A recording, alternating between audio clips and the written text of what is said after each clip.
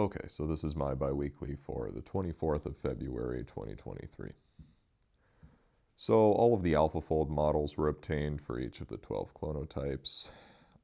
Again, these are the 12 clonotypes obtained from the xenobiological data sheet, and then we put together their variable light, constant light, variable heavy, constant heavy 1. We made a full SCFAB sequence, including a linker, and we ran these through AlphaFold, and we obtained their structures.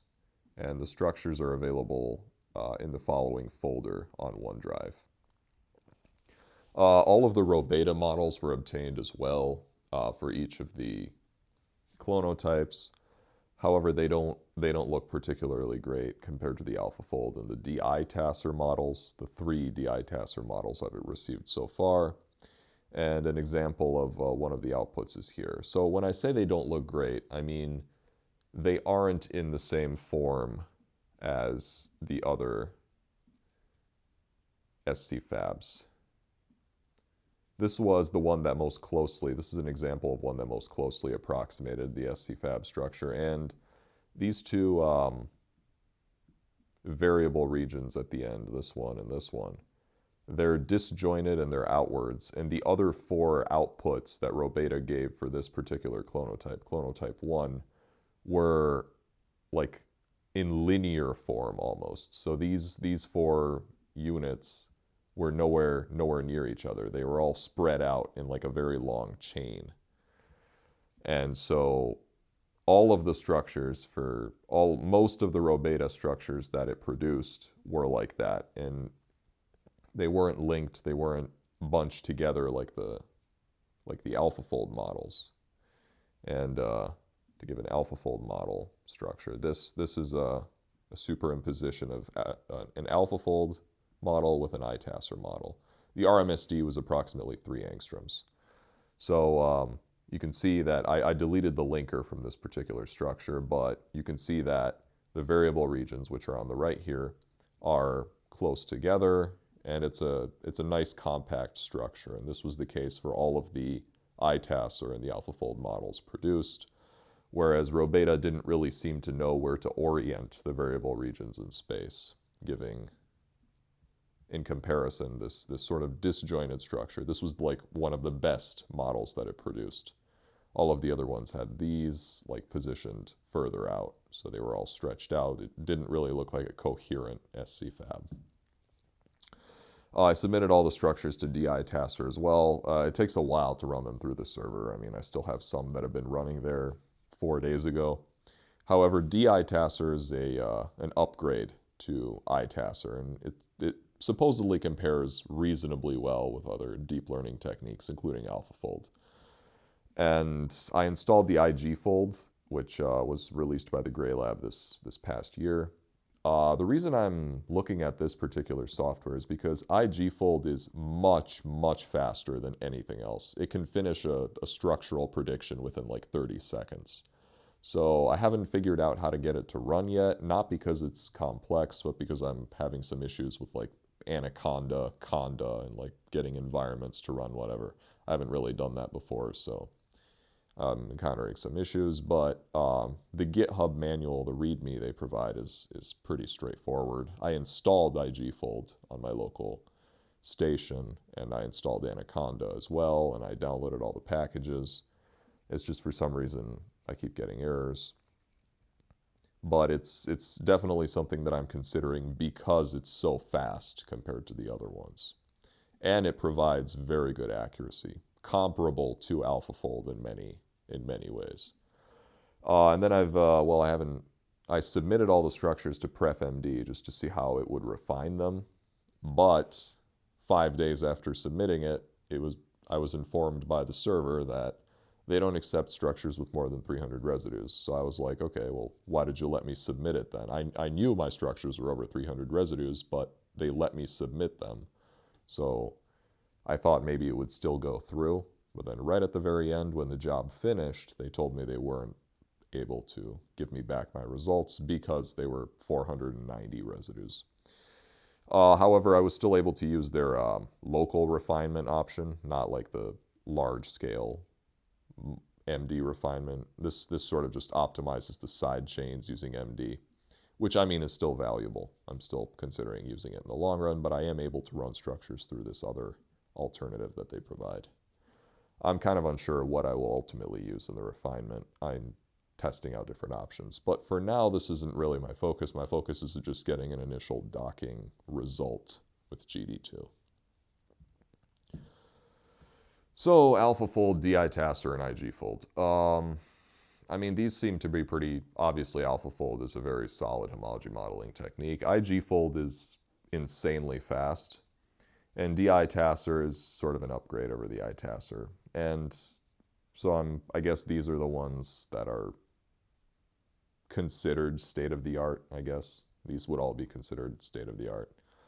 And ultimately my goal is to at least do some comparisons between them. I don't know exactly with respect to what, but just have some sort of analysis comparing their different success rates in the docking. I don't know what that would entail yet, but there's probably some analysis that can be done. IG-Fold, yeah, again, it's very good. It's comparable to AlphaFold in many things. It's a little worse in CDR prediction, which is very important for this, but it's insanely fast, so that's its primary benefit. So it can easily be integrated into a high throughput workflow. It also produces error estimates like AlphaFold, like confidences in the predicted positions. And however, DI-TASR is the slowest one by far, taking around 5 days.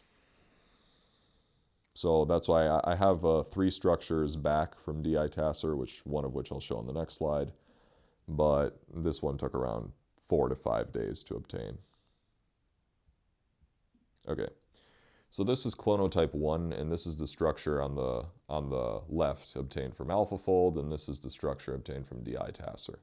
At first glance, they're pretty similar, and upon superimposition, which I'll show on the next slide, they're also pretty similar. The RMSD was around 3.01, which I don't know how to really categorize that, if it's good or bad.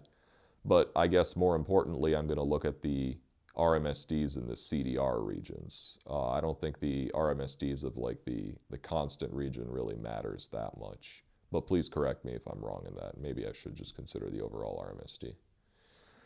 So this is, in blue, it's the DI-TASR, well, in cyan, it's the blue DI-TASR model, and then the green one's the AlphaFold model. You can see there's, it's noticeable similarity between the two, as is the case here. The structures are visually similar, and the CDRs do overlap. The pleated sheets in this section overlap. The loops are a little more distant, but the overall RMSD was 3.01. So this is for the same clonotype, clonotype 1. I have clonotype 4 and clonotype 7 obtained from DI-TASR as well. A few more should come either today or tomorrow. But the others, I had to create several different email accounts to submit them simultaneously because the web server wouldn't allow me to submit them from the same email many times. So it's a little bit of a pain to handle, but the web server has many other useful protein modeling tools, not just for homology modeling, also just other sorts of simulations, not MD or refinement, just something that might be sort of quick and informative. So I really like their website. So my overall plan now, aside from the AlphaFold and DI-TASR stuff, is to relax, just do a standard Rosetta relax on all the AlphaFold structures, which, it's just a matter of submitting a job and letting it run maybe in total a few hours, and then I'll dock them with the normal COVID docking protocol. This shouldn't take very long. Before and after the relax, I'm going to run Rosetta score just to score the structure, see if the score goes down. If it goes down, that means the relax successfully reduced any clashes, steric hindrance, and other things in the models. It improved them. And relax should also change their structure somewhat a little by correcting those clashes. So the structural changes will also be documented, the RMSD before and after relax. This is just generally for, I don't know if this will actually inform anything going forward. This is just to, you know, highlight the fact that relax refines the structure somewhat. Not to the degree that MD will, but it's still useful. And they always recommend you run it on any structure sourced from outside of Rosetta.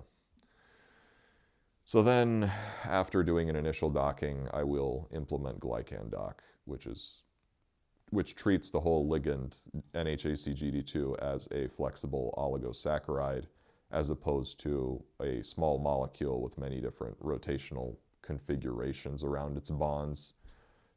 So I don't exactly understand what that entails, but it's supposed to provide better results for oligosaccharides and glycans.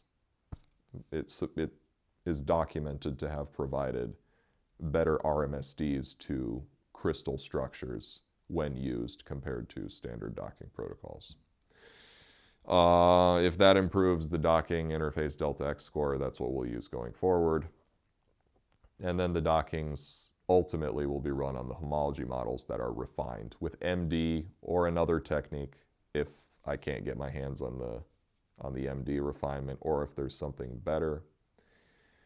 And then I guess I'm still a little confused on what sorts of comparisons will ultimately be done, because I have tons of ideas for comparisons between the different homology models, what I can look at in terms of structural deviation, energy score improvement, binding pose improvement with glycan dock, and there's a lot of things we can compare here, but ultimately, what's the most useful thing to compare?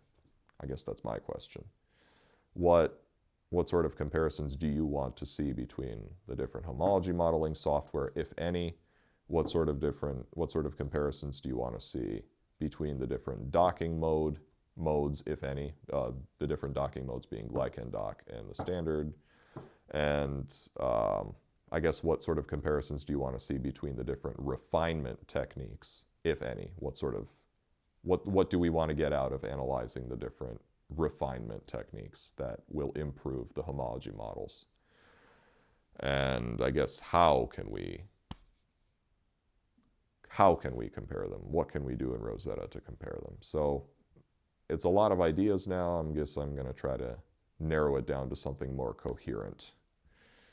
But yeah, that is, and the paper I read, this is the paper that really informed all of the different refinement techniques that I was discussing. It mentioned PrefMD and other things that I was already familiar with, but it also mentioned new things that don't do as extensive of refinement as PrefMD, but are better suited for homology models that are already close to the native structure. So this paper is definitely, I mean, it's really my stepping stone into the homology modeling refinement world.